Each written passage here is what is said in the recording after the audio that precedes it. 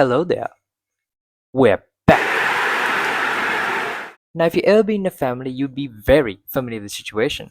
Your mom and dad are, working on the computer and they decide to press a button or do an action that proceeds, break your entire computer. Trust me when I say that this is its own kind of hell.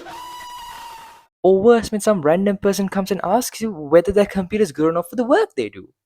Oh, my country, my computer is good enough for this. I just can't do this no more, man. So in this video, I'm going to explain all the terms you need to know when it comes to computers in the most simplest way possible. So this way, I won't hear any more stupid questions ever. The most important things to know when it comes to CPU is what cores are and what threads are. Your CPU is made of tiny components called cores. These are things that are responsible for doing the calculations for running your computer, kind of like the brain. So the more number of cores your computer has and the better quality they are, makes your computer more powerful. But what's a thread?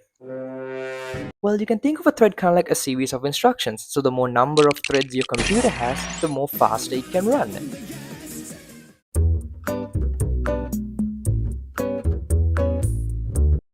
RAM allows you to, get this, multitask. Wow. Now I know you may be thinking, I don't use RAM that much. Does this mean I can skip out on RAM when I'm buying my computer? No! You see, your computer needs a certain amount of RAM just to run smoothly. If you were to skip out on it, well... Oh, my PC.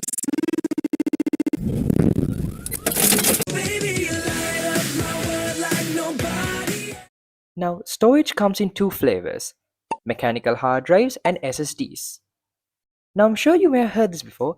Mechanical hard drives are kind of bad, man. You need SSDs. SSDs are like the best of them. But how? You can think of a mechanical hard drive kind of like a DVD player and a DVD. The reason it's slow is because it has several moving parts that take time to boot up. An SSD has exactly 0 moving parts, which means it has 0 boot up time, which makes it much faster than mechanical hard drives, which is why it's the ideal pick for any kind of computer.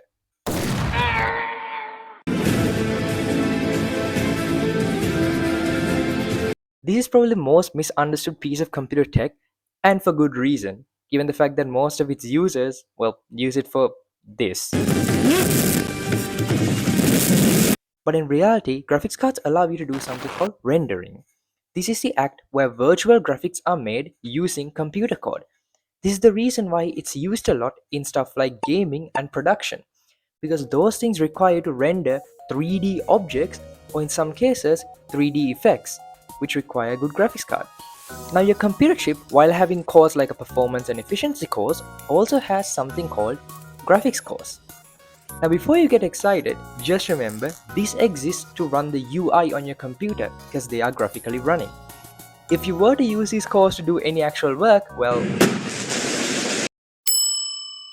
Oh, would you look at that? Time's up. Well then, class dismissed. I hope you guys enjoyed this video, and if you did enjoy this video, make sure to subscribe. Do it now.